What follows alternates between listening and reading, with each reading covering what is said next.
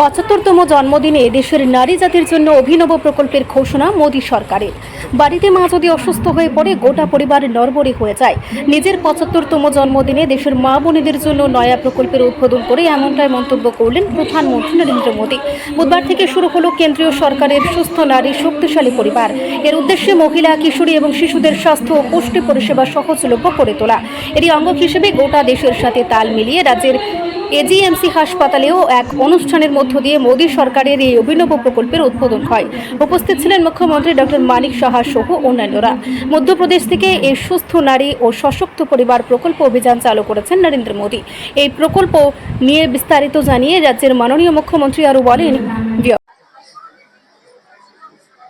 আজ আমাদের মাননীয় প্রধানমন্ত্রী, যশস্বী প্রধানমন্ত্রী শ্রী নরেন্দ্র মোদীজির জন্মদিন। সেই উপলক্ষে আমরা অনেকগুলো কার্যক্রম আমরা রেখেছি। 17 সেপ্টেম্বর থেকে 2 অক্টোবর পর্যন্ত আপনারা সবাই জানেন যে 2 অক্টোবর আমাদের জাতির পিতা মহাত্মা গান্ধীজির জন্মদিন। মাঝখানে আবার 25 সেপ্টেম্বর পণ্ডিত দীনদয়ালজির জন্মদিন। এর মধ্যে আজকের যে কার্যক্রম, মাননীয় প্রধানমন্ত্রীজি মধ্যপ্রদেশ থেকে ধার যে জায়গা, সেখান থেকে আজকে উনি একটা অভিযান উনি চালু করেছেন, ঘোষণা দিয়েছেন। সেটা হচ্ছে সুস্থ নারী এবং সশক্ত নারী পরিবার। সুস্থ নারী এবং সশক্ত পরিবার, আমরা সবাই জানি যে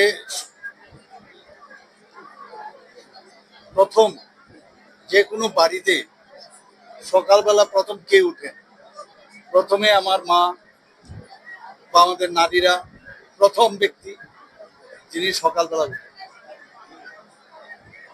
সবাই খাওয়ার পরে শেষ পর্যন্ত কে খান? আমাদের নারীরা, আমাদের মারা খান, বোনেরা খান।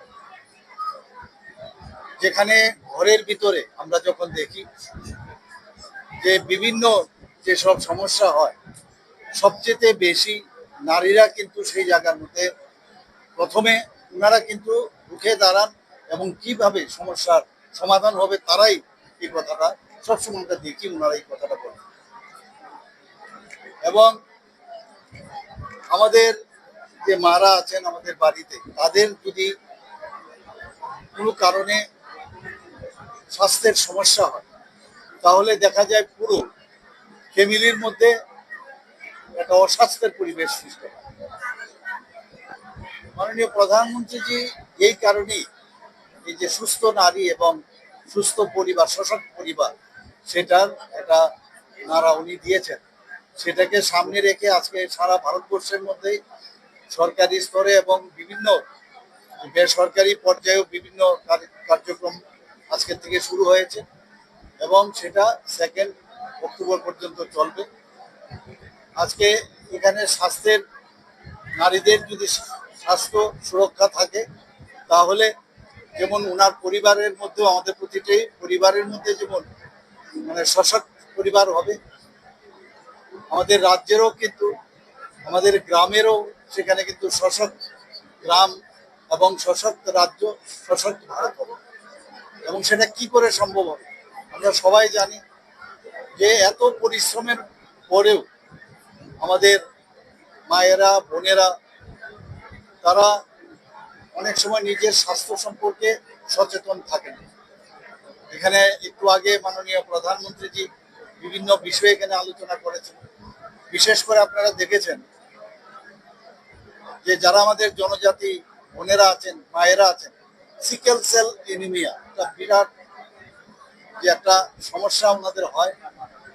এবং এই সিকেল সেল এনিমিয়া এই রোগ থেকে মুক্তি পাওয়ার জন্য উনি কথা বলেছেন এবং তার অভিযান আগের থেকে তাকে ডায়াগনোসিস করা এবং তার ট্রিটমেন্ট দেওয়া।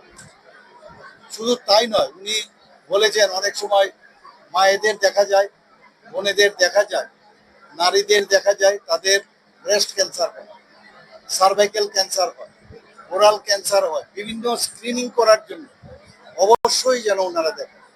আমরা দেখেছি উনি এই কথাটাও বলেছেন যে আমাদের মায়েরা, বোনেরা এবং আমাদের মহিলাদের অনেক সময় দেখা যায় যে রক্ত স্বল্পতায় ওনারা ভুগে।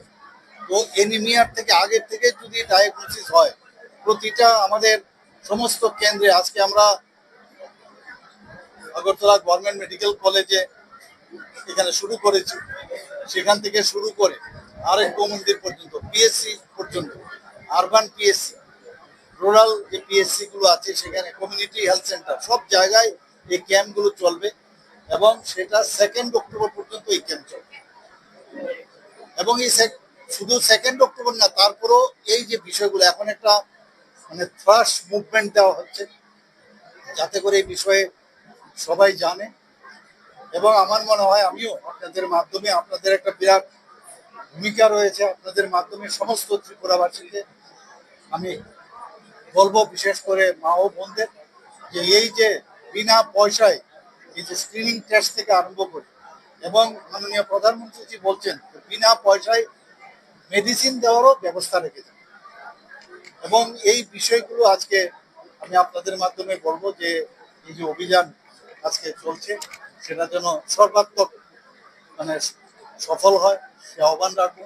আর পাশাপাশি আমি আমাদের যশস্বী প্রধানমন্ত্রী নরেন্দ্র মোদীজি, ওনার আমি ত্রিপুরা সুন্দরী মায়ের কাছে আমি আহ্বান করব, ওনার কাছে আমি আশীর্বাদ চাইব যে উনি যেন আরো যুগে যুগে আরো ওনার দীর্ঘায়ু কামনা করি, সে আহ্বান রেখে আপনাদের সামনে আমি আমার কথা। Several occasions I have already told about it, and we are at the to some extent we are at the higher level among the other states. So we are focusing on that, and we have already had several meetings we had. So there we are addressing, and people are going there, and I have already directed all the administration to eradicate these problems from the state.